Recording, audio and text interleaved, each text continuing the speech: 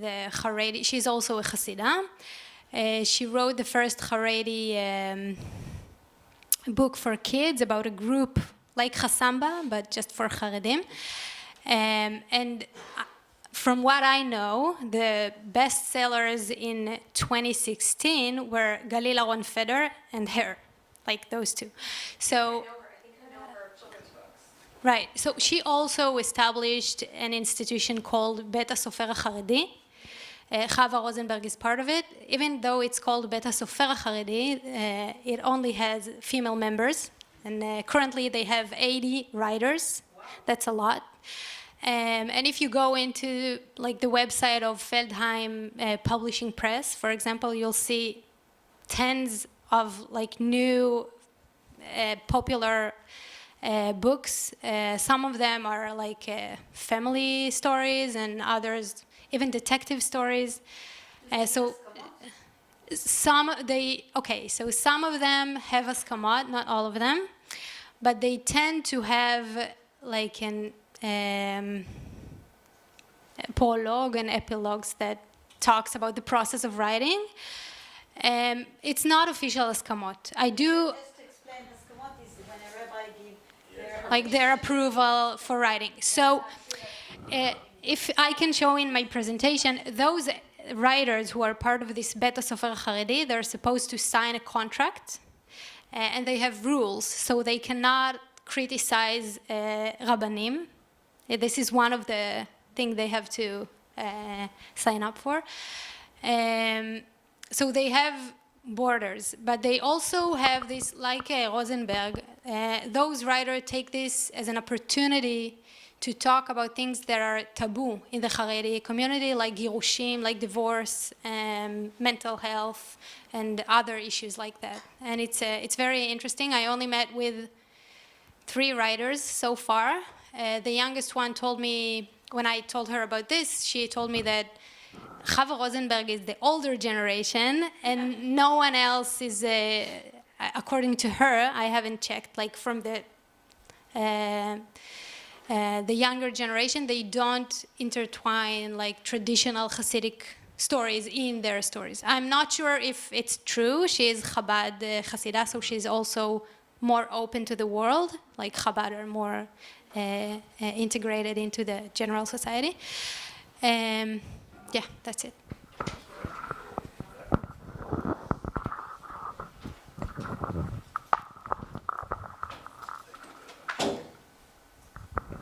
In Jerusalem, we have a very famous writer. Her name is Nechama Fuchs. She's young. You know her? The name? Yes. So I wrote my question here. Except the popular name that we know, like Mendele, Mocher Sfarim, Shalom Yaakov Abramovich, and Sholom Aleichem, and others, you know it, you name it. Most of the knowledge that I learned about Ashtetl, I learned from a very famous researcher, his name Droyanov, Asher Alter Rabba Avraham Droyanov, 5 names for one, it's laugh. So, my question, how is it possible to use his stories, his mises, like as an academic source?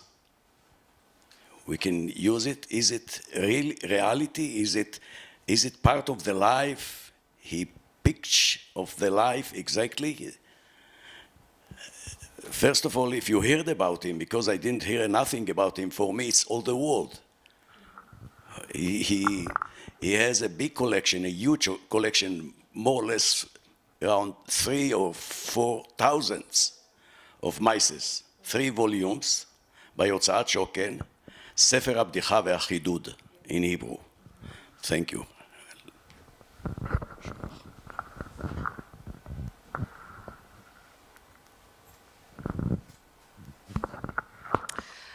Thank you for that very good question.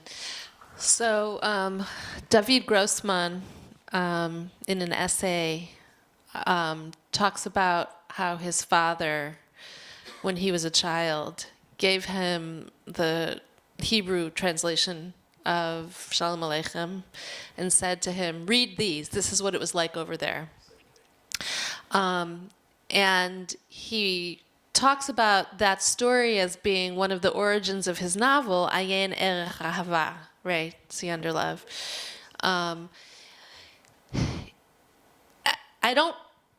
That's what my work is all about. That in a popular sense, if that's all we have, that's what people believe was over there, right? How do we... I learned a very important lesson from, actually, I mentioned him at the end of my essay, my colleague, Jeffrey Chandler, who's an expert on popular culture in America, particularly as it pertains to Yiddish literature and Jewish culture. Early on in my Salvage Poetics project, I said, Jeffrey, I can't believe that people think this is real. You know, like, what are they thinking? What's the matter with them? You know, and he said, you're asking the wrong question, right? You shouldn't be asking, how can they think this? You're asking, why do they think this, right? Why do they think this is the real thing, right? My own father, who's a native Yiddish speaker, right, thought he was Tevye, you know? Tevye is Tevye. So Shalom Aleichem, Tevye. Well, so that's another idea, which is I've discovered that Israelis relate to Shalom Aleichem through Matal, right? Matal, right? Matal, who went to America, right? And Tevye, who Dafka went to Israel.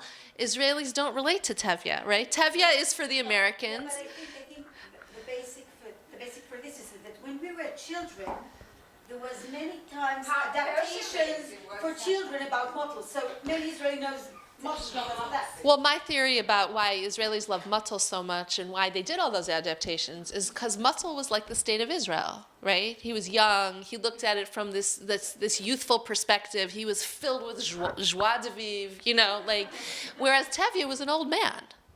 Or Tuvia was an old man. So why would Israelis want to like deal with an old man, right? And, What about Gimel? right. So to go back to your question, I mean, no, scholars cannot use that as like, this is not, you know, this is fiction. These are maisalach, right? No, they can't use it. But instead of throwing out the baby with the bathwater, right? What do we? It's our responsibility to try to understand from a cultural perspective why these stories are the stories that we feel does represent that world, right? And there was a day at the Knesset in the 1990s, which my book Israeli Salvage Poetics opens with. Actually, it was like some anniversary of the death of Shalom Aleichem. And they did like this day of Shalom Aleichem at the Knesset. They all gave speeches about all the Yiddish writers that they wish they hadn't, you know, repressed. But yeah, I mean, I think Israel, which is a very sort of literary culture, I think it's even stronger in Israel than it is in the United States, this faith in these stories as the representation. In America, they already had to like sort of build these infrastructures around the stories because American Jews couldn't couldn't relate to it as a literary text. It had to become something more personal, right? But I think in Israel, like you were saying about your childhood, there was always this faith in the literary character, like Tuvia or Matal, being enough to represent that.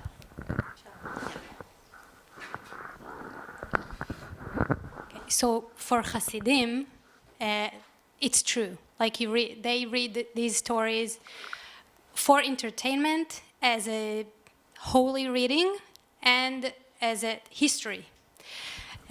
So for them it's true, but scholars, for example, who are studying the character of the Baal Shem Tov, they have no sources to learn who he was except for Shivchei Baal Shem Tov, who is a hagiographical work that was printed 50 years after he passed away. Mm-hmm. Exactly. Right. So some scholars, it depends who you ask. There's Moshe Rossman, Moshe Idel, I mean, you pick. What they try to do, they take the stories and they try to confront them with other facts they have on the same situation in history. So they do use the stories because they have nothing else. But it's really complicated, and if you ask folklorists, they will tell you, oh, this story was told about other people earlier, and it, it galgal until it was told about the Baal Shem Tov or other tzaddikim. So it depends who you ask, and I think Sheila's question, answer was to the point. I mean, it depends how you approach the text. Naomi, do you want to add something? And one of the things that strikes me, and I've really enjoyed hearing the different papers today, is how the particular kinds of texts we're talking about today, and this of course goes broader than just, Hasidic narratives or any single set, are all striking, as we read them, we strike a balance between reading them as fictional texts, and all of that entails, but also reading them as historical artifacts. And of course, how different readers find their own balance has changed and continues to change. But I'll say that in the corpus that I look at, so in what I'm calling entertainment fiction, a lot of times they've been dismissed as being escapist. And when fiction is escapist, it no longer can serve as a historical artifact, i.e. teaching you about a particular time, and it can no longer serve as a literary text of any status, and therefore, it's not important, it's forgotten, et cetera, et cetera. But at the same time, I think that there are ways of reading that incorporate both the historical perspectives and the literary perspectives that make texts that, could easily be overlooked or forgotten much more interesting when you start to look deeper and you look for those elements within them, even if they might not always be jumping out at you on the surface. We have time for one final question. Someone for Naomi. Yeah, Naomi, that is for you, because you were speaking about the text as escapist, but when you looked at, for example, Regina, and I don't remember the other name, it says echte, which means it's a true story.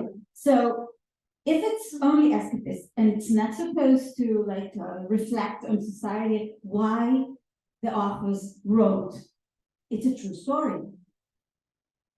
So this, it's a wonderful question because it takes us into a body of text that I find fascinating, both in Yiddish and actually texts that are very much modeled on those Yiddish works, precisely those cover pages that you saw, but that begin to be published in Hebrew in the Yishuv starting in the late 1930s. And they all say a true story, a real story, and current story of, so and so and so and so, usually a damsel in distress kind of model, though not explicitly.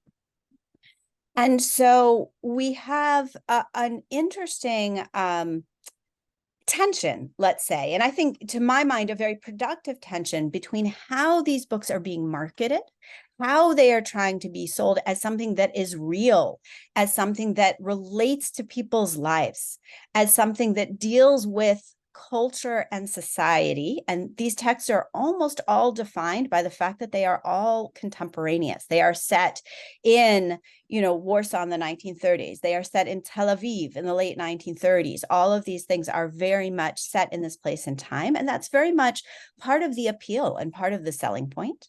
But then when you dive into the novels, because they are very sensationalist at moments, they go places, they use episodes that I think are hard to call anything but escapist in their melodrama and their exaggeration in many cases. And since these are serialized texts, they use that to keep publishing, keep selling, and so on and so forth.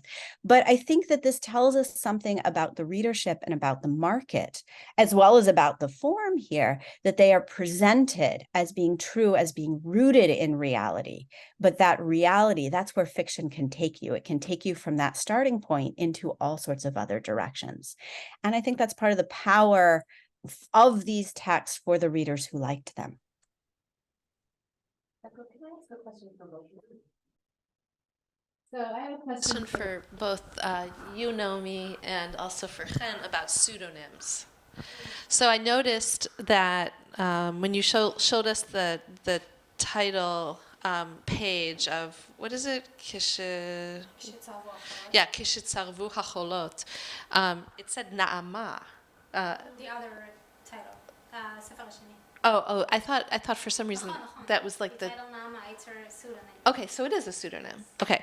And then Naomi, I wanted to ask you, I know that in terms of the economics of Yiddish publishing, that for a long time men would take on the names of Sarah Bas Tovim, right?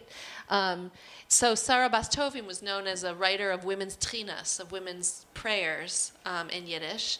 And there's a legend about, I can't remember who, maybe it was Deke or something. Someone was talking to one of these writers about Sarah Bas Tovim, and he said, "Oh, that's me," right? So that these Yiddish writers were publishing these women's prayers under a woman's pseudonym to make money, right?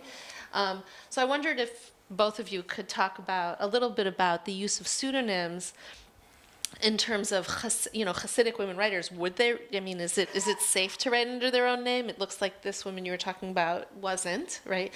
And then also, I was wondering, Naomi, if you could talk about sort of the shift from this popular religious literature as a source of income to popular secular literature as a source of income.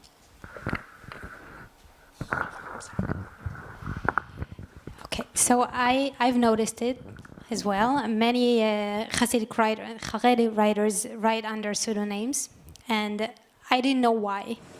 And I asked this young writer that I just met, her name is Miri Levin, what happened? Why did she change from Chava Rosenberg to Naama? Some of her novels, was it too critical and they didn't want to publish it? What happened there? That's what I thought. Of course, I was looking for something juicy. And she told me, no, she had issues with the publisher. They wouldn't let her write another book or publish with other publication. I don't remember exactly the story, so she used the pseudonym. So it's going back again to the market and economic issues. I don't have a good, very interesting answer for this yet. It's a beginning of a research, so maybe I'll find something.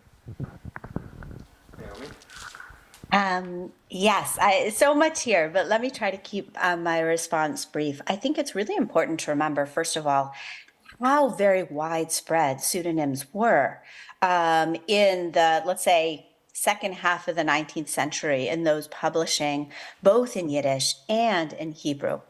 And beyond as well, but we'll take those big enough as our focus. And there are many reasons in why that is happening. I mean, Mendel Moichel Svolim, Shalom Aleichem, to just throw out a couple really obvious examples, but it is very widespread for a number of reasons. But if we focus more specifically on pulp fiction, Shomer, yet another pseudonym, although he's quite well known, I think there are a couple things to identify here that are at work. First of all, probably more by the very end of the 19th century and the early beginning of the 20th century, we can see very much a stigma that is attached to publishing a particular kind of writing.